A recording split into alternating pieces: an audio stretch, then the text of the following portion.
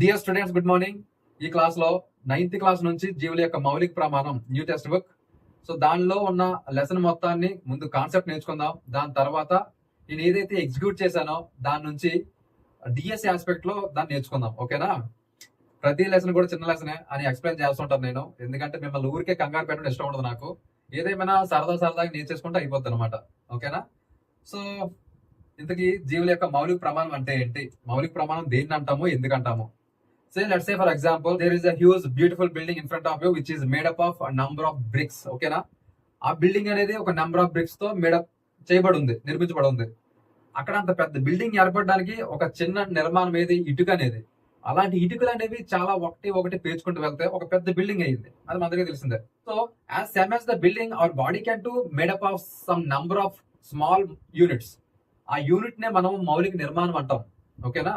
మన బాడీ కూడా, అంటే మన బాడీ అనే కాదు, అన్ని సజీవులు కూడా తమ యొక్క శరీర నిర్మాణం అనేది అనేక సూక్ష్మ నిర్మాణాలతో నిర్మించబడి ఉంటుంది. ఓకేనా? ప్రతి సజీవి దాని శరీర నిర్మాణం అనేది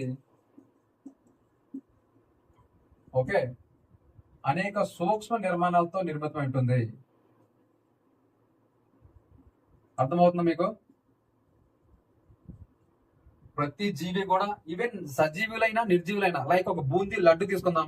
ఆ బూందీ లడ్డు అనేది ఒక బూందీ రవ్వతో తయారవుతుంది. ఆ బూందీ రవ్వ అనేది దాని యొక్క నిర్మాణాత్మక ప్రమాణం, అంతే కదా? సో మన బాడీ కూడా అంతే. ఎంత పెద్ద బాడీ అయినా, ఎంత చిన్న బాడీ అయినా, అది ఒక చిన్న నిర్మాణంతో నిర్మించబడి ఉంటుంది. ఆ చిన్న నిర్మాణాన్నే ఆ జీవి యొక్క మౌలిక నిర్మాణం అంటాం, అంటే బేసిక్ యూనిట్ ఆఫ్ లైఫ్ అన్నమాట. ఓకేనా? దాన్నే మౌలిక నిర్మాణం అంటాము. దీనికి మరొక పేరు అంటే కణము అని పెట్టారన్నమాట. ఎవరు పెట్టారు ఏంటని ఇప్పుడు తెలుసుకుందాం. ఆ మౌలిక నిర్మాణానికే కణము అని పేరు పెట్టారు. ఎవరు, ఏంటి, ఇప్పుడు చూద్దాం. కణం యొక్క ఆవిష్కరణ ఈ విధంగా జరిగింది. ఇది యాక్చువల్గా 8th క్లాస్ లో కంప్లీట్ గా ఉంటుంది. సార్ మేము వినలేదంటే మళ్ళీ ఇంకోసారి చెప్తున్నా. ఇది చెప్పిన తర్వాత కూడా అర్థం కాలేదని మీరు కామెంట్ చేస్తే ఇంకోసారి లైవ్ క్లాస్ తీసుకొని రేవి చేస్తాను అందరికి. ఓకేనా? సరే, ఆల్ రైట్. 1665 లో రాబర్ట్ హుక్, చాలా ఇంపార్టెంట్ పేర్లన్నీ. రాబర్ట్ హుక్ ఓకు వృక్షం యొక్క బెండు కణజాలాన్ని ఆయన ప్రాథమిక సూక్ష్మదర్శితో పరిశీలిస్తున్నప్పుడు, ఎప్పుడు 1665 లో రాబర్ట్ హుక్ ఓకు వృక్షం యొక్క బెండు కణజాలను పరిశీలిస్తున్నప్పుడు ఆయనకి తేనెపట్టులో ఉన్నట్టు కొన్ని నిర్మాణాలు గమనించాడు అన్నమాట. ఓకేనా? ఈ విధంగా ఈ బెండు కణజాలం అనేది ఎక్కడ ఉంటుందంటే బెరడు యొక్క వెలుపల తలము. సాధారణంగా ఇది వృక్షం. ఓకేనా? ఈ బయట ఉన్నదంతా బెరడు. మామూలుగా త్వచ కణజాలంతో ఏర్పడుతుంది బెరడు అనేది, త్వచ కణజాలం. ఈ త్వచ కణజాలంతో ఏర్పడిన బెరడు వెలుపల దాన్నే బెండ్ అంటాం. లెట్స్ సే ఫర్ ఎగ్జాంపుల్, లోపల టీషర్ట్ ఉందనుకుందాము. నేను ఒక చెట్టు, ఆ లోపల ఉన్నదంతా చెట్టు యొక్క సంతాయ కణజాలంతో ఏర్పడిన ఒక నిర్మాణం. టీషర్ట్ అనేది త్వచము, అంటే బెరడు. ఈ బయట ఉన్న బ్లాక్ షర్ట్ అనేది బెండు. మీకు అర్థమవుతుందా? సింపుల్ గా అర్థం కావడానికి, లోపల టీషర్ట్ ఉంది, బయట ఏమో ఇంకొకటి ఉంది అనుకుందాం. ఈ బయట ఉన్న దాన్ని బెండ్ అంటాము. బెండ్ అనేది నిర్జీవ కణజాలము. ఓకేనా? బెండు నిర్జీవ కణజాలం. ఈ నిర్జీవ కణజాలాన్ని ప్రాథమిక సూక్ష్మదర్శితో పరిశీలిస్తున్నప్పుడు ఆయనకి తేనెపట్టులో ఉన్నటువంటి కొన్ని నిర్మాణాలు కనిపించాయి. ఆ నిర్మాణాన్ని ఆయన కణము అని పేరు పెట్టాడు. కణం అంటే ఒక చిన్న గది అని. ఓకేనా? లాటిన్ భాషలో కణం అంటే ఏంటి, ఒక చిన్న గది అని అర్థం. ఎవరు పెట్టారు? Robert hook. ఓకేనా? ఇది కణం గురించి. ఆయన మొదటిసారిగా ప్రతి జీవి కూడా ఆయన కనిపెట్టింది ఏంటంటే నిర్జీవ కణజాలం అయిన బెండులో ఆయన పరిశీలించి ఇది ఒక కణము, ఇలాంటి ఒక తేనెపట్టులో ఉన్న నిర్మాణాలను గమనించాను, దానికి నేను కణం అని పేరు పెడుతున్నాను అన్నాడు. ఆ కణాన్నే లాటిన్ భాషలో ఒక చిన్న గది అంటాము. ఓకేనా? ఇలా ప్రతి జీవి ఇలా ఒకే కణంతో ఏర్పడితే, ఓకేనా, ఏకకణ జీవి అంటాము. ఒక జీవి అనేది ఒకే కణంతోనే, సింగిల్ గా ఒకే కణంతో ఏర్పడదాన్ని ఏకకణ జీవి అంటాము. అంటే దాని యొక్క శరీర నిర్మాణము ఒకే కణంతో నిర్మితం. ఓకేనా? ఉదాహరణకి అమీబా, పారామీసియం, తర్వాత క్లామ్డోమోనాస్, చాలా ఉన్నాయి, బ్యాక్టీరియా, ఇలాంటివన్నీ ఒకే కణంతో వాటి యొక్క శరీరాలు నిర్మితమై ఉంటాయి. ఓకేనా. తర్వాత బహుకణ జీవులు. బహుకణ జీవులు అంటే వాటి యొక్క శరీర నిర్మాణం ఒక కణం కంటే ఎక్కువ కణాలతో. ఓకేనా. ఇప్పుడు మన శరీరం ఉంది, ఒక కణం కాదు, కొన్ని ట్రిలియన్స్ కణాలు అన్నమాట. ఇలా ఒక కణం కంటే ఎక్కువ కణాలతో ఒక జీవి యొక్క శరీర నిర్మాణం నిర్మితమైతే అలాంటి జీవులను బహుకణ జీవులు అంటాం. ఓకేనా. అనేక కణాలు నిర్మితము. ఉదాహరణ కొన్ని శిలీంధ్రాలు, అన్ని కాదు, శైలాలు, మొక్కలు, జంతువులు. ఓకేనా. ఒక కణం కంటే ఎక్కువ కణాలతో ఒక జీవి యొక్క శరీర నిర్మితం అయితే దాన్ని బహుకణ జీవి అంటాం. ఉదాహరణ కొన్ని శిలీంధ్రాలు అంటే మిగతావన్నీ ఏకకణ జీవులు. లైక్ ఇప్పుడు ఈస్ట్ చూద్దాం, అది ఏకకణ జీవి, అది శిలీంధ్రం. అలాగా కొన్ని శిలీంధ్రాలు, శైలాలు, మొక్కలు, జంతువులన్నీ బహుకణ జీవులు. ఓకేనా. తర్వాత చాలా ఇంపార్టెంట్ పాయింట్ ఏంటంటే ఇలాంటి బహుకణ జీవులైనా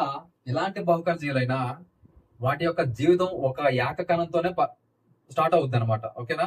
ఎంతటి పెద్ద బహుకణ జీవైనా వాటి యొక్క ప్రాథమిక జీవితం ఒక కణంతో నిర్మితం. దాన్నే జైగోట్ అంటాము లేదా ఫలదీకృత అండం అంటాము. ఈ బహుకణ జీవులు కూడా ఏక కణంతోనే నిర్మితం, దాన్నే ఫలదీకృత అండం అంటాం. చాలా ఇంపార్టెంట్ ఇవన్నీ. ఫలదీకృత అండము లేదంటే జైగోట్ లేదంటే సంయుక్త బీజం. అంటే మన యొక్క జీవితం తల్లి గర్భంలో ఒకే ఒక కణంతో స్టార్ట్ అవుతుంది. అర్థమవుతుంది కదా. ఆ ఒక కణమే అనేక విభజనలు చెంది ఇంతటి పెద్ద బాడీ వస్తుంది, కింద పొట్ట పెద్ద బట్ట రావాలంటే ఆ ఒక కణంతోనే నిర్మితం అన్నమాట. అర్థమైంది మీకు. ఏకకణ జీవులైనా ఒకే కణము, బహుకణ జీవులైనా స్టార్టింగ్ స్టేజ్ లో ఒక కణమే, తర్వాత అది అనేక విభజనలు చెంది ఇంత పెద్ద బాడీ ఏర్పడుతుంది. అది మొక్కలో అయినా, జంతువులో అయినా, దేనిలో అయినా. All right. అయితే ప్రతి కణం కూడా, ఇప్పుడు చెప్పాను, ప్రతి కణము అంతకు ముందున్న కణం యొక్క కణ విభజన ద్వారా వస్తుంది. ప్రతి కణం కూడా అంతకు ముందున్న కణము. మనలో అంతకు ముందున్న కణం ఏది? సంయుక్త బీజం. ఆ అంతకు ముందున్న కణమే తర్వాత విభజన చెంది ఇంతటి కణంగా అవుతాయి అనమాట. అర్థమైంది మీకు? ఓకే. ఇలా శరీరంలో అనేక కణాలు ఉంటాయి, ఒకటి కాదు, రెండు కాదు. మన జీవులో ఒక్కొక్క శరీర అవయవం ఒక్కొక్క విధి కోసం ఉంది. కాబట్టి శరీరంలో అనేక రకాలైన కణాలు ఉంటాయి. ఏమవి? శరీర నిర్మాణం అనేక కణాలతో నిర్మితం, అనేక రకాల కణాలు. ఉదాహరణ ఏది? నాడీ కణము, రక్త కణము, తర్వాత అస్థి కణము, తర్వాత అండకణము, శుక్ర కణము, కండర కణము. ఓకేనా. అర్థమవుతుంది కదా. మన శరీరంలో ఒక్కొక్క అవయవంలో ఒక్కొక్క రకమైన కణజాలం ఉంటుంది. ఆ కణజాలం అనేది అనేక రకాలైన కణాలతో నిర్మితం అవుతాం. ఓకే. ఇక్కడ నాడీ కణము విలక్షణమైన ఆకారాన్ని కలిగి ఉన్న కణం. అది విలక్షణమైన ఆకారం, మిగతా కణాల్లో కాదు, అది కొంచెం డిఫరెంట్ లా ఉంటుంది. అది నాడీ కణము విలక్షణమైన ఆకారం కలిగి ఉంటుంది. రక్త కణము, అస్థి కణము, అండకణము, శుక్ర కణము, కండర కణము. ఈ అండకణము, శుక్ర కణమే లైంగిక కణాలు, మిగతా అవన్నీ కూడా శారీరక కణాలు. ఓకేనా.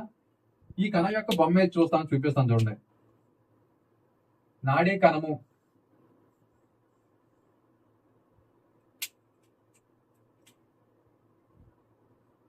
ఈ విధంగా విలక్షణమైన ఆకారాన్ని కలిగి ఉంటుంది. ఇది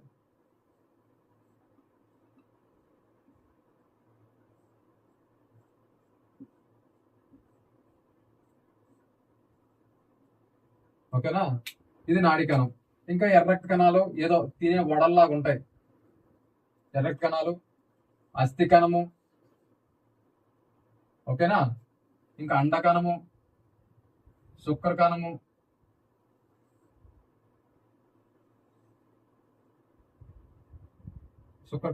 అండకణము, ఇంకా రక్త కణాలు, అస్థి కణాలు, ఇంకా కండర కణాలు, కదిరా కణాలు ఉంటాయి ఇలా పొడవుగా. ఇవన్నీ రకరకాల కణాలు. ఓకేనా. ఈ కణాలన్నీ కూడా వాటి యొక్క పరిమాణం వేరే ఉంది. ఓకేనా? వాటి ఆకారం వేరేగా ఉంది. దాని యొక్క పరిమాణం గాని, ఆకారం గాని దాన్ని నిర్వర్తించే విధిని బట్టి ఉంటుంది. గుర్తుపెట్టుకోండి, ఎగ్జామ్కి ఇంపార్టెంట్ ఇది. ప్రతి కణం యొక్క ఆకారమైన, దాని పరిమాణమైన అది నిర్వర్తించే విధికి అనుకూలంగా ఉంటుంది. ఎగ్జాంపుల్ ఏంటంటే, ఇప్పుడు నాడీ కణం చాలా పొడవుగా ఉంటాయి. దీని ఆకారం చూసారు ఏ విధంగా ఉందో? పైన డండ్రైట్లు, కణదేహము, ఆక్సానం, తర్వాత తంతువులు, నాడీ అంత్యాలు. దీని యొక్క విధి ఏంటి? దాని ఆకారం, పరిమాణం వేరే ఉంది మిగతాదంతా పోలిస్తే. దాని విధి ఏంటి? సమాచార సేకరణ, సమాచారం యొక్క ప్రసరణ. మన జ్ఞాననాడుల ద్వారా సమాచారాన్ని జ్ఞానేంద్రియాల నుంచి తీసుకోవడము, అది మెదడు చేరవేయడం, తిరిగి మళ్ళీ చాలకనాడుల ద్వారా బయటికి ఎగ్జిక్యూట్ చేయడం. దాని విధి అది. దానికి విధి అనుకూలంగా ఆ విధంగా ఉంది. ఇక రక్త కణాలు, దాని యొక్క విధి ఏంటి? ఆక్సిజన్ ని, కార్బన్ డైఆక్సైడ్ మోసుకుపోవాలి కాబట్టి ఏదో బల్లపరుపుగా గుండ్రంగా ఉండాలి. రక్తనాళాల్లో ప్రవహించాలి అవి ఫ్రీగా. ఏదో స్వేట్ టైప్ లో ఉన్నా, లేదంటే గజిబిజిగున్నా ప్రవహించలేవు అవి. కాబట్టి దాని విధి ఏంటి? ఫ్రీగా ఫ్లో అవ్వాలి. అందువల్ల దాని ఆకారం ఆ విధంగా ఉంటుంది. ఇంకా కండ్రకణము, కండరాలు ఏ విధంగా ఉంటాయి? పొడవుగా, కొంచెం దృఢంగా ఉంటాయి కాబట్టి కండరాలు కొంచెం పొడవుగా ఉండడానికి కండ్రకణం. ఇంకా శుక్రకణం, అండకణం. వీడి యొక్క ఆకారము ఇది చలించడానికి ఒక తోక, మధ్య భాగము, కేంద్రకం, తల, ఈ విధంగా. ఇంకా అండకణం, అస్థికణం. ఈ విధంగా ప్రతి కణం యొక్క ఆకారము, దాని యొక్క పరిమాణము, దాని విధిని బట్టి ఉంటుంది. ఇంపార్టెంట్ ఇవన్నీ. కణ పరిమాణము, ఆకారము దాని విధిని బట్టి ఉంటుంది. ఓకేనా? బోర్డు సరిపోవట్లేదు, కొంచెం క్లీన్ చేసి చెప్తాను. ఇంకా అమీబా లాంటి జీవుల్లో అయితే వాటి యొక్క కణం అనేది మారుతూ ఉంటుంది. దానికి ఒక స్థిరమైన ఆకారం ఉండదు. దానికి కారణం వేరే ఉంది, మిగతా క్లాసులో ఎక్స్ప్లెయిన్ చేశాను అది. దీని యొక్క మిథ్యాపాదాలు ఉంటాయి. ఆహార సేకరణ కోసం, గమనం కోసం దాని ఆకారాన్ని మార్చుకుంటూ ఉంటుంది. ఇది కణతోషం చెప్పినప్పుడు ఇదే లెసన్ లో అర్థమవుతుంది ఎందుకు దాని ఆకారం మారుతుంది అనేది. ఓకేనా? ఇక ప్రతి జీవి కూడా చాలా ఇంపార్టెంట్ ఇక్కడ. ప్రతి జీవి కూడా ఇప్పుడు మనం ఉన్నాము, మన యొక్క అనేక జీవక్రియలు జరుపుతాము. శ్వాసక్రియ, విసర్జన, ప్రసరణ, ప్రత్యుత్పత్తి, ఇలాంటివన్నీ కూడా బయటికి ఎగ్జిక్యూట్ చేస్తాము. ఓకేనా? ఇవి ఎగ్జిక్యూట్ చేయడానికి మన శరీరంలో శ్రమ విభజన కోసం అవయవాలు కూడా ఏర్పడి ఉన్నాయి. ఇదిగో మనం తినడానికి నోరు ఉంది, తర్వాత జీర్ణాశయం ఉంది, అన్నం జీర్ణం కావడానికి, గుండె కొట్టుకుంటుంది ఎందుకు రక్తం పంపు చేయడానికి. ఓకేనా? ఇంకా గుండె రక్తం పంపు చేయడానికి, మూత్రపిండాలు రక్తాన్ని వడకట్టడానికి, ఇంకా ఊపిరితిత్తులు గాలి వడగట్టడానికి, జీర్ణాశయం ఎందుకు? ఆహారం జీర్ణం కావడానికి. ఈ విధంగా ఒక్కొక్క జీవక్రియకి ఒక్కొక్క అవయవం ఉంది, శ్రమ విభజన ఉంది మనలో. ప్రత్యేక అవయవాలతో ఆ పనులు చేసుకుంటున్నాం ప్రతి జీవిలో కూడా. అలాగే మన జీవితం ఏదైతే ఉందో, కణంతో స్టార్ట్ అయిందో, ఆ కణాల్లో కూడా శ్రమ విభజన కోసం కొన్ని అంగాలు ఉన్నాయి. గుర్తుపెట్టుకోండి. ఇదిగో మన బాడీ, ఇది దేంతో నిర్మితమో? ఒక కణంతో నిర్మితం. ఓకేనా? ఒక కణంతో నిర్మితం. అది అలా కొన్ని కణాల తర్వాత ఈ విధంగా ఏర్పడింది. ఈ కణం కూడా, కణాల్లో అనేక కణాంగాలు ఉంటాయి, చిన్న నిర్మాణాలు ఉంటాయి. ఆ నిర్మాణాలు ఎందుకంటే ఈ కణం బతకడానికి అవసరం. ఓకేనా? ఈ కణం సజీవంగా ఉంటే ఈ జీవి సజీవంగా ఉన్నట్టు. ఈ కణం సజీవంగా ఉండాలంటే ఆ కణంలో ఉన్న కణాంగాలు అనే సూక్ష్మ నిర్మాణాలు పనిచేయాలి. అంటే ఈ కణంలో మనం చేసే జీవక్రియలు అన్నీ జరుగుతాయి. ఎగ్జాంపుల్ ఏంటంటే కణ శ్వాసక్రియ అని ముందు పాఠంలో చెప్పాను. కణ శ్వాసక్రియ జరగాలంటే కణలో ఒక అంగం కావాలి, నిర్మాణం కావాలి. అలాగే ప్రసరణ ఒక అంగం కావాలి, విసర్జన ఇంకోటి కావాలి, ఆహార పదార్థాల యొక్క తయారీ మళ్ళీ ఇంకో దానికి రవాణా. ఇలా అన్ని కూడా కణం సజీవంగా ఉండడానికి అవసరమైన నిర్మాణాలు ఉంటాయి. అర్థమవుతుంది కదా మీకు? ఇలా వీటినే కణాంగాలు అంటాము. ఈ కణాంగాలు అన్నీ కలిసి కణాన్ని ఏర్పరుస్తాయి. అర్థమవుతుంది మీకు? ఈ కణాంగాలన్నీ కలిసి కణాన్ని ఏర్పరుస్తాయి. ఈ కణాలన్నీ కలిసి మళ్ళీ బాడీని ఏర్పరుస్తాయి. కాబట్టి కణము అది సజీవంగా ఉండాలన్నా, దాని యొక్క విధి నిర్వహించుకోవాలన్నా కణాంగాలు అవసరం. ఆ కణాంగాల ద్వారానే ఆ కణము కణ శ్వాసక్రియ, లేదంటే విసర్జన, ప్రసరణ, పదార్థం యొక్క తయారీ అన్ని చేసుకొని ఉంటుంది. ఓకేనా? అయితే ఇవన్నీ ఇంపార్టెంట్ ప్రశ్నలు అడుగుతాను మళ్ళీ మిమ్మల్ని, ఒక్కటే కూడా వదిలిపెట్టను.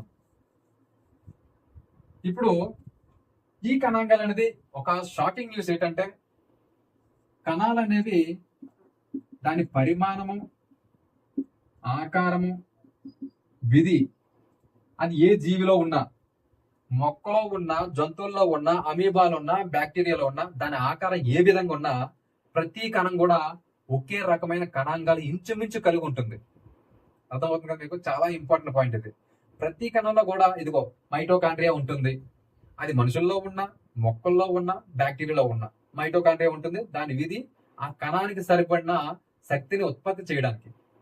కణం సజీవంగా ఉండాలి కదా, దానికోసం కొంత శక్తి కావాలి కదా, దానికోసం మైటోకాండ్రియా అనే కణాంగం ఉంటుంది. ఇలాగే అనేక రకాల కణాంగాలు ఉంటాయి, వాటి గురించి నేర్చుకుందాం.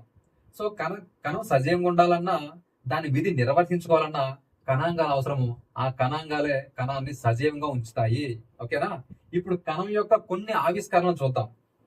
మొదటి, ఇదన్నీ ప్రశ్నలు వచ్చే అవకాశం ఉంది, గుర్తుపెట్టుకోండి. మొదటిసారిగా నిర్జీవ కణాన్ని గుర్తించింది ఎవరు? నిర్జీవ కణాన్ని గుర్తించింది ఎవరు? ప్రశ్న, డైరెక్ట్ ప్రశ్న. లేదంటే మ్యాచ్ ద ఫాలోవింగ్ అని రావచ్చు, లేదంటే స్టేట్మెంట్ కోసం రావచ్చు. నిర్జీవ కణాన్ని రాబర్ట్ హుక్. దేనిలో? ఓక్ వృక్షం, తెలిసిందే. ఎప్పుడు? 1665 లో. ఇక ప్రాథమిక మైక్రోస్కోప్ అన్నమాట ఇది, ప్రాథమిక సూక్ష్మదర్శిని. తర్వాత సజీవ కణాన్ని గుర్తించింది ఎవరు? సజీవ కణం అంటే స్వేచ్ఛాయుతంగా కదిలే ఒక కణం, ఒక చెరువు నీటిలో స్వేచ్ఛాయుతంగా కనిపించింది. అది ఎవరికంటే ల్యూవెన్ హాక్. 1674 లో ఇక కొంచెం మెరుగుపరిచిన సూక్ష్మదర్శినితో ల్యూవెన్ హాక్ చెరువు నీటిలో స్వేచ్ఛాయుత ఒక సజీవ కణాన్ని గుర్తించాడు. ఓకేనా? ఇక్కడికి కణం అనేది గుర్తించబడింది. ఇక కణంలో కేంద్రకాన్ని గుర్తించిన ఎవరు? Robert brown. ఇప్పుడు 1831 లో కేంద్రకాన్ని గుర్తించింది రాబర్ట్ బ్రౌన్. ఇప్పుడు 1831. ఓకేనా? ఇంకా జీవ పదార్థం, ఇది పర్కిన్జీ 1839. జీవ పదార్థం అంటే ఒక కణంలో కేంద్రకము, మిగతా కణాంగాలు, ఇందులో ఈ కణాంగాలన్నీ తేలియాడేలా చేసే ఒక ద్రవ పదార్థం ఉంటుంది, ప్రతి కణంలో ఉంటుంది. అంటే దాన్నే జీవ పదార్థం అంటారు అని చెప్పింది పర్కిన్జీ 1839 లో. ప్రతి కణంలో కణాంగాలు తేలియాడుతూ స్వేచ్ఛగా వాటి పనులు చేసుకోవడానికి ఒక ద్రవ పదార్థం ఉంటుంది. ఆ ద్రవ పదార్థాన్ని జీవ పదార్థం అన్నారని పర్కిన్జీ చెప్పాడు. ఓకేనా? 1839 లో. అయితే ఈ జీవ పదార్థం అనేది సజీవంగా ఉంటే ఆ కణం సజీవంగా ఉంటుంది, ఎండిపోయిందంటే చచ్చిపోయినట్టు అర్థం. సింపుల్ గా ఆ కణం అక్కడితో డెడ్ సెల్ అయిపోయినట్టే. జీవ పదార్థం దాన్ని బట్టే ఉంటుంది, ఏ కణమైనా సజీవ కణమా నిర్జీవ కణం అనేది. తర్వాత కణ సిద్ధాంతం అంటే జీవులన్నీ ఒక ప్రాథమిక నిర్మాణాలతో నిర్మితమై ఉంటాయి, అవే కణాలు. దాని ద్వారా కణ సిద్ధాంతం అని చెప్పింది ఎవరంటే స్లీడన్ స్వాన్. ఓకేనా? స్లీడను స్వాను.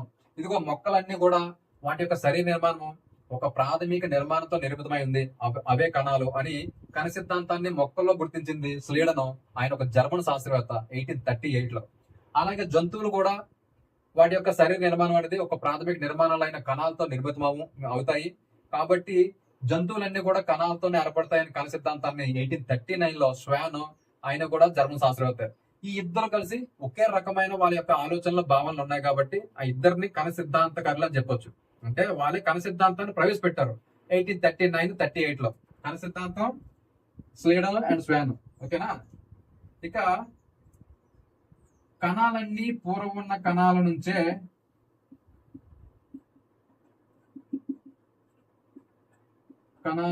వస్తాయని చెప్పింది రుడాల్ఫ్ విర్కోవ్ 1855. ఓకేనా? కణాలన్నీ కూడా దానికి ముందున్న కణం నుంచే ఏర్పడతాయి. కొత్తగా మళ్ళీ పుట్టడం అంటే పాత కణం యొక్క విభజన చెంది కొత్త కణం ఏర్పడుతుందని చెప్పింది రుడాల్ఫ్ విర్కోవ్. ఇప్పుడు 1855. ఓకేనా? అర్థమైందా? ఇక ఇంకొకటి ఎలక్ట్రానిక్ మైక్రోస్కోప్ 1940 లో నాల్ మరియు రస్కా లేదు రుస్కా అంటాము. నాల్ మరియు రుస్కా అనేది ఇక్కడ ఉండదు, డిగ్రీలో ఇంటర్లో ఉంటుంది, నేను చెప్తున్నా. ఎలక్ట్రానిక్ మైక్రోస్కోప్ కనుగొన్నది ఇప్పుడు 1940. కణాలన్నీ ముందు ఉన్న కణం నుంచి ఉద్భవిస్తాయని చెప్పింది ఎవరు? రుడాల్ఫ్ విర్కోవ్ 1855. జీవ పదార్థం అని కణంలో ఉన్న ద్రవ పదార్థానికి పేరు పెట్టింది ఎవరు? పర్కిన్జీ 1839. కణ సిద్ధాంతాన్ని ప్రవేశపెట్టింది ఎవరు? స్లేడను స్వాన్ 1839. తర్వాత కేంద్రకాన్ని గుర్తించింది ఎవరు? Robert brown 1831. సజీవ కణాన్ని గుర్తించింది లెవెన్ హాక్ 1674 చెరువు నీటిలో మెరుగుపరిచిన సూక్ష్మదర్శనంతో. నిర్జీవ కణాన్ని రాబర్ట్ హుక్ 1665. ఓకేనా? ఇప్పుడు కణంలో ఏ ఏ భాగాలు ఉన్నాయి అవన్నీ తెలుసుకోవాలంటే ఒక ఎలక్ట్రానిక్ మైక్రోస్కోప్ అవసరం. దాంతో కణం యొక్క నిర్మాణం చూద్దాం. అప్పుడు మీకు ఆ కణాంగాలు అంటే ఏంటో తెలుస్తుంది. ఆ కణాంగాలని ఇందా చెప్పాను మీకు. కణం సజీవంగా ఉండాలన్నా, కణం తన పని తను చేసుకోవాలన్నా కణంలో ఒక నిర్మాణాలు ఉంటాయి. వాటిని కణాంగాలు అంటాము. ఈ కణాంగాలన్నీ కలిసి కణాన్ని ఏర్పరుస్తాయి.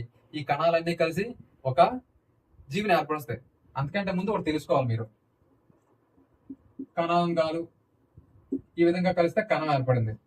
ఈ కణం అంతా కలిస్తే కణజాలము. ఈ కణజాలం అంతా కలిస్తే అవయవము. ఈ అవయవేమో అవయవ వ్యవస్థ, తర్వాత జీవి. ఈ విధంగా వస్తుంది ఏదైనా. ఇప్పుడు కణం యొక్క నిర్మాణం చూద్దాం. ఇదిగో మనం ఇప్పుడు కణాన్ని ఎలక్ట్రానిక్ మైక్రోస్కోప్ తో చూస్తే దానిలో సాధారణంగా ఒక 3 భాగాలు చాలా క్లియర్ గా కనిపిస్తాయి. ఓకేనా? దానిలో ఒకటి కణ పొర లేదా ప్లాస్మా తోషము, లోపల కణద్రవ్యము అంటే చిక్కని ఒక ద్రవ పదార్థము, దాని లోపల కేంద్రకము. ఇలా ఒక 3 భాగాలన్నీ కనిపిస్తాయి. ఎలక్ట్రానిక్ మైక్రోస్కోప్ దా చూస్తే కణ త్వచము, ఇది కణ ద్రవ్యము, అదే ఇందాక జీవ పదార్థం చెప్పానా అదే అన్నమాట. తర్వాత కేంద్రకము ఇది. ఓకేనా? కణాన్ని జాగ్రత్త వినండి. ఇక్కడ నుంచి మైక్రోస్కోప్ లో చూస్తే కణ త్వచం, కేంద్రకము, కణ ద్రవ్యము అనే 3 భాగాలు చాలా క్లియర్ గా కనిపిస్తాయి.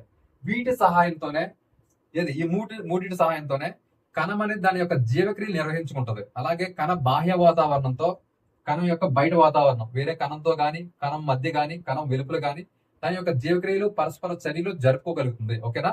ఈ మూడింటి యొక్క సహాయంతో. ఇంకా చాలా ఉన్నాయి కానీ ఒక్కొక్క దాని గురించి చెప్తున్నప్పుడు అన్ని వస్తుంటాయి. ఓకే? ఈ మూడింటి భాగంతో కణం అనేది దాని యొక్క జీవక్రియలు జరుపుకుంటది. ఇప్పుడు ఒక్కొక్క దాని గురించి నేర్చుకుందాం.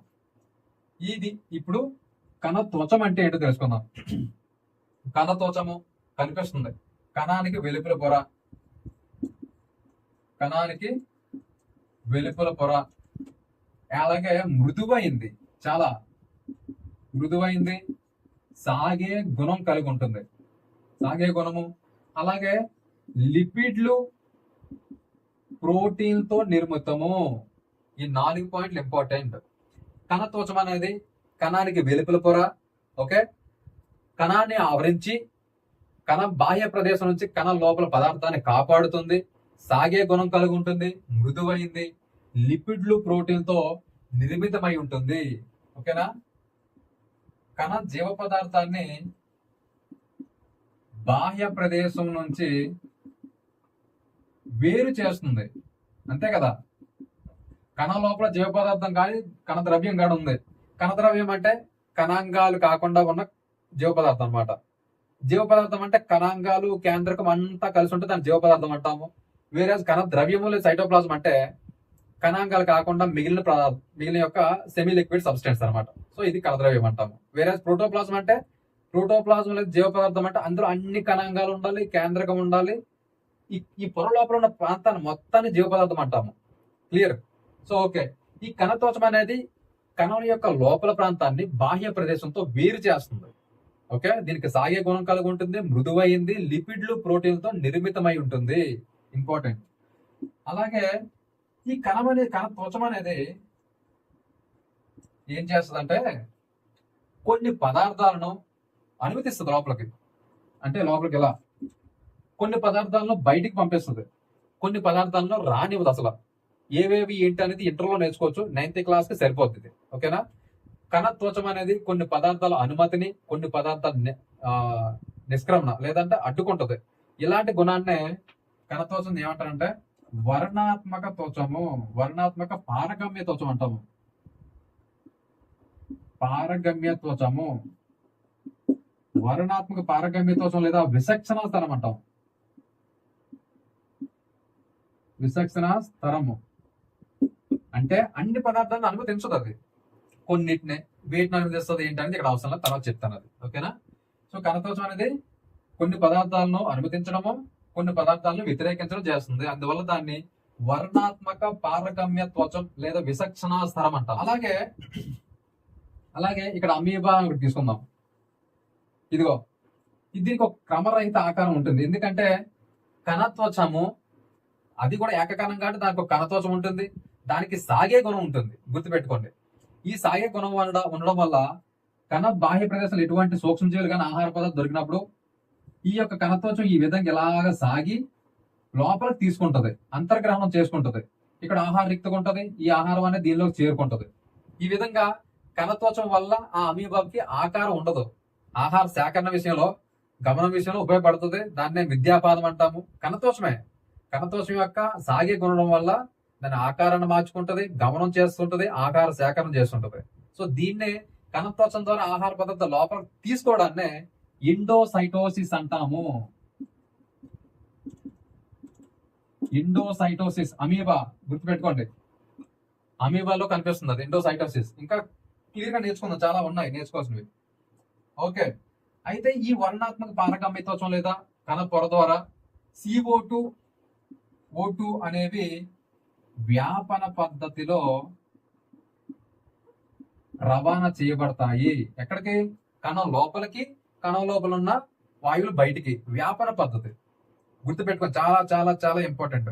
కణత్వచం ద్వారా వాయువులు వ్యాపన పద్ధతిలో రవాణా చేయబడతాయి. ఎలాంటి వాయువులు? మనం తీసుకున్న వాయువులన్నీ, కార్బన్ డైఆక్సైడ్, O2 అన్ని కూడా. కాకపోతే వ్యాపనం అంటే ఏంటో తెలియాలి. ఓకేనా? వ్యాపనం అంటే ఏంటి? అధిక గాఢత ప్రాంతం నుంచి అల్ప గాఢత ప్రాంతానికి ఒక పదార్థంలో ఉన్న అణువులు ప్రసరణ ఏమంటాం? వ్యాపనం అంటాం. ఓకేనా? అధిక గాఢత నుంచి అల్ప గాఢత ప్రాంతానికి ఒక పదార్థం అనేది రవాణా చేయబడ్డాన్నే వ్యాపనం అంటాం. సో గాఢత అంటే ఏంటి? లైక్ ఎక్కువ అణువులు ఇక్కడ ఉన్నాయి. ఓకేనా? ఇక్కడ ఇవి ఉన్నాయి. ఇక్కడ చూడండి, ఎక్కువ గాఢతని ఎక్కడ చెప్తాము? ఇటువైపు. అంటే ఎక్కువ అణువులు ఉంటే దానికి ఎక్కువ గాఢత ఉంది అని అర్థం. ఒక పదార్థంలో ఎక్కువ అణువులు ప్యాక్ చేసి ఉంటే ఆ ప్రాంతానికి ఎక్కువ గాఢత ఉంది, లేదా ఆ ఏరియాలో ఎక్కువ గాఢత ఉందని చెప్పొచ్చు. అంటే ఎక్కువ అణువులు ఉంటే దాన్ని ఎక్కువ గాఢత అంటాం, అంతే, ఇంకేం లేదు. ఓకేనా? ఇక్కడ CO2 అనేది ఈ కణంలో, ఇది ఒక కణం అనుకుందాం. ఇక్కడికి రక్తకేశ నాళిక వచ్చింది, ఇది రక్త కణము. ఓకేనా? ఇక్కడ O2, ఇక్కడ CO2, ఇందులో కూడా CO2 ఉంది, ఇందులో O2 ఉంది. ఇగో CO2 అణువులు గాఢత ఎక్కువ ఉంది. ఓకేనా? దీనిలో తక్కువ ఉంది. ఓకేనా? ఇప్పుడు ఎక్కువ గాఢతని తక్కువ గాఢతకి వెళ్ళాలి, అంతే కదా వ్యాపనం అంటే.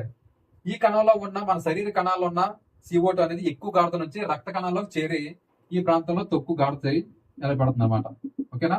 ఇదే క్యారీ ఫార్వర్డ్ మనకి బయటకు వచ్చాక జరుగుతుంది అనమాట. ప్రతి కణంలో ఉన్న ఎక్కువగా ఉన్న CO2 తక్కువగా కణాల్లో ఉన్నప్పుడు, రక్త కణాల్లో ఎక్కువ నుంచి తక్కువకి వెళ్ళి ఆ విధంగా బయటకు వస్తుంది. అదే టైంలో O2 అనేది రక్త కణాల్లో ఎక్కువ ఉంటుంది తీసుకొచ్చే దానిలో, వేరే మిగతా కణాల్లో O2 తక్కువ ఉంటుంది. అప్పుడు ఎక్కువ ఉన్న ప్రాంతం నుంచి జీవ కణానికి వెళ్తుంది. ఈ విధంగా ఎక్కువ ఉన్న ప్రాంతం నుంచి తక్కువ ఉన్న ప్రాంతానికి వాయువుల ప్రసరణ వ్యాపనం అంటాం. ఈ విధంగా జరుగుతుంది. అయితే నీటి అణువు రూపంలో కూడా, అంటే నీటి రవాణాలో కూడా ఈ వ్యాపన పద్ధతిని అనుమతిస్తారు అనమాట సాధారణంగా. ఓకేనా? నీటి అణువుల రవాణాలో కూడా వ్యాపన నియమాన్నే పాటిస్తాయి శరీర కణాలు. కాకపోతే వర్ణాత్మక పారగమ్య త్వచం ద్వారా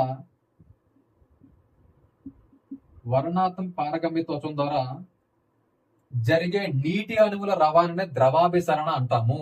వ్యాపనానికి దీనికి చాలా తేడా ఉంది. ఓకేనా? వ్యాపనం జరుగుతుంది, కాదనట్లేదు. కాకపోతే ఈ వర్ణాత్మక పారగమ్య త్వచం ద్వారా జరిగే నీటి అణువుల రవాణానే ద్రవాభిసరణ అంటాము. ద్రవాభిసరణ అంటే ఏంటనేది అంతా క్లీన్ చేసి ఎక్స్ప్లెయిన్ చేస్తాను ఇప్పుడు. ఓకేనా? వర్ణాత్మక పారగమ్య త్వచము లేదా ప్లాస్మా పొర ద్వారా నీటి అణువులు లోపలికి వెళ్ళడము, బయటికి రావడం అనేది ఒక వేరే నియమం అనుసరిస్తుంది. దాన్నే ద్రవాభిసరణ అంటాము. ఏంటనేది ఇప్పుడు ఎక్స్ప్లెయిన్ చేస్తాను.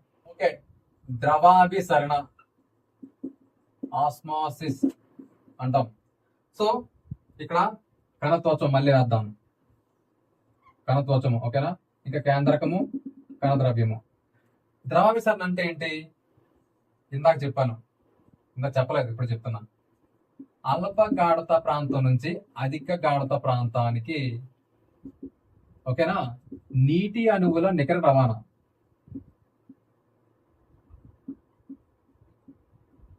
ఓకేనా, అల్ప గాఢత ఇది వేరే, అది అధిక గాఢత అన్నాం. ఇక్కడ అల్ప గాఢత ప్రాంతం నుంచి అధిక గాఢత ప్రాంతానికి నీటి అణువుల నికర రవాణా ద్రవాభిసరణ అంటాం. కాకపోతే ఈ నీటి అణువుల ఈ నీరు అనేది నీటిలో కలిగి ఉన్న ద్రావిత యొక్క గాఢత మీద ఆధారపడి ఉంటుంది.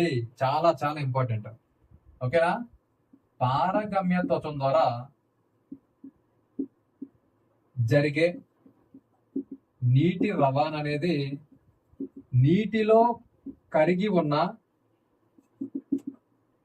ద్రావిత గాఢత మీద ఆధారపడి ఉంటుంది. ఇది డైరెక్ట్ బిట్. ఓకేనా, వర్ణాత్మక పారగమ్య త్వచమన్నా కణత్వచమన్నా ప్లాస్మా పొర అన్నా ఒకటే.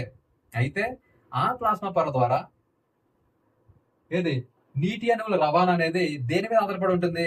ఆ నీటిలో కలిగి ఉన్న ద్రావిత యొక్క గాఢత. ఇప్పుడు ఒక్కొక్కటి ఎక్స్ప్లెయిన్ చేస్తాను. ఓకేనా, కాబట్టి మళ్ళీ ఇంకోసారి, పారగమ్య త్వచం ద్వారా జరిగే పారగమ్య త్వచం ద్వారా ద్రావిత గాఢత, ఒక్కటే ఇంపార్టెంట్ ఇది, ద్రావిత గాఢత. ఓకే, అంటే అధికంగా ఉన్న వైపు. ఏం చెప్పాను? అల్ప గాఢత నుంచి అధిక గాఢత అన్నాను. దేని అధిక గాఢత? ద్రావిత గాఢత. ఓకేనా, వర్ణాత్మక పారగమ్య త్వచం ద్వారా ద్రావిత గాఢత అధికంగా ఉన్న వైపుకు నీటి అణువుల నికర రవాణానే ద్రవాభిసరణ అంటాము. ఇది ఇంపార్టెంట్ ఇక్కడ అన్నిటికంటే. వర్ణాత్మక పారగమ్య త్వచం ద్వారా జరిగే నీటి అణువు రవాణా అనేది ద్రావిత గాఢత మీద ఆధారపడి ఉంటుంది. కాబట్టి ద్రావిత గాఢత అధికంగా ఉన్న వైపు నీటి అణువులు రవాణా చేయబడతాయి. దీన్నే ద్రవాభిసరణ అంటాము. ఓకేనా, ఇప్పుడు ఎగ్జాంపుల్ చూద్దాం. ద్రావణం అంటే ఏంటో తెలియాలి. ద్రావణం అంటే ఏంటి? ద్రావణి ప్లస్ ద్రావితం. ఓకేనా, ద్రావణి ప్లస్ ద్రావితం. ఇక్కడ పంచదార నీరు అనుకుందాం. పంచదార నీరు, ఇది సొల్యూషన్ అంటే ద్రావణం. ఇక్కడ నీరు ప్లస్ పంచదార, అంతే కదా. నీరు అనేది కరిగించుకునేది, దాన్ని ద్రావణి అంటాం. ఎక్కువ శాతం ఉండేది. పంచదార కరిగిపోయేది. ఈ రెండు కలిపితే ద్రావణం ఏర్పడింది. ఎలాంటి ద్రావణం? పంచదార ద్రావణం. ఓకేనా, ఇందులో ద్రావితం ఏది? పంచదార. ఈ ద్రావత యొక్క గాఢత బేస్ చేసుకుని ద్రవాభిసరణ ఉంటుంది. ఇది ఇంపార్టెంట్ ఇక్కడ. ఓకేనా, ద్రవాభిసరణలో నీటిలో కరిగి ఉన్న ద్రావతం యొక్క పరిమాణం అధికంగా ఉన్న వైపు నీరు ప్రవహిస్తుంది. ఓకే, కాబట్టి ద్రావణి అంటే నీరు, ద్రావితం అంటే ఇక్కడ పంచదార కావచ్చు, ఉప్పు కావచ్చు, ఏదైనా కావచ్చు. కాకపోతే దాని గాఢత మీద ఆధారపడి ఉంటుంది. ఇలాంటి ద్రావణాలు 3 రకాలు. ఓకే, ఇలాంటి ద్రావణాలు 3 రకాలు. సో ఇలాంటి ద్రావణాలు 3 రకాలు. ఒకటి అల్ప గాఢత ద్రావణం, తర్వాత సమగాఢత ద్రావణం, అధిక గాఢత ద్రావణం. ఇదిగో 3 రకాలైన ద్రావణాలు ఉన్నాయి. వీటి గురించి ఎక్స్ప్లెయిన్ చేస్తాను. ఇవి ఇంపార్టెంట్ ఎగ్జామ్కి. అల్ప గాఢత ద్రావణాన్నే హైపోటోనిక్ సొల్యూషన్ అంటాము. హైపోటోనిక్ ద్రావణం. ఇది ఐసోటోనిక్, ఇది హైపర్టోనిక్. ఓకేనా, అంటే ఏం లేదు, సింపుల్ గా ఇదిగో మీకు ఒక let us say for example, if you take 2 glass of water. ఓకేనా, ఇక్కడ ఒక గ్లాస్ ఆఫ్ వాటర్ తీసుకుందాము, ఇంకో గ్లాస్ ఆఫ్ వాటర్ తీసుకుందాము, జస్ట్ ఇంకో గ్లాస్ ఆఫ్ వాటర్ తీసుకుందాం. So you have to dissolve ఒక స్పూన్ ఫుల్ ఆఫ్ షుగర్ ఇందులో వేద్దాం. ఒక్క పంచదార అంతే. ఓకేనా, ఒక్క స్పూన్ పంచదార ఇందులో డిజాల్వ్ చేద్దాం, ఇందులో కరిగిద్దాం. ఫస్ట్ 1లో, ఇంకా 2లో ఏం కరిగించొద్దు. 3లో ఒక అర కేజీ పంచదార వేద్దాం ఇక్కడ దాకా. ఓకేనా, అర్థమైంది మీకు? ఇది షుగరు బ్లూ కలర్ లో ఉన్నది, ఇది వాటర్, ఇది మొత్తం నీరే, ఇది పంచదార, ఇది నీరు. ఇప్పుడు మీకు క్లియర్గా అర్థమైపోద్ది ఏ ద్రావణం యొక్క గాఢత ఎక్కువ అనేది. మనం దేని బేస్ చేసుకొని గాఢత అంటున్నాము? దానిలో కలిగి ఉన్న ద్రావతం యొక్క పరిమాణాన్ని బట్టి. అంతే కదా. ఇగో ఇక్కడ సొల్యూషన్ ఒకటిలో నీరు అనేది 90% ఉంది, అంటే నీటి గాఢత ఎక్కువ. సొల్యూషన్ వల్ల నీటి గాఢత ఎక్కువ, కానీ ద్రావణం యొక్క గాఢత తక్కువ. ఎందుకు? దానిలో షుగర్ అనేది చాలా తక్కువ ఉంది, ఇక్కడ 10% ఉంది, మిగతా అంతా నీరే. నీటి గాఢత ఎక్కువ ఉంటే దాని యొక్క గాఢత తక్కువ ఉన్నట్టు, ద్రావణం గాఢత తక్కువ ఉన్నట్టు. మీకు మర్చిపోవద్దు, ఇక్కడ ఇది ద్రావణం అంటున్నాను నేను. సొల్యూషన్ వల్ల 90% వాటర్ ఉంది, అంటే నీటి గాఢత ఎక్కువ, కానీ ద్రావణం గాఢత తక్కువ. మీరు తాగి జస్ట్ ఒక గ్లాస్ వాటర్ తీసుకొని దానిలో షుగర్ వేయండి, కొంచెం తాగాము, చప్పగా ఉంటది. ఎందుకంటే నీరు ఎక్కువ ఉంది, నీటి గాఢత ఎక్కువ ఉంది, కానీ ద్రావణం గాఢత తక్కువ ఉంది.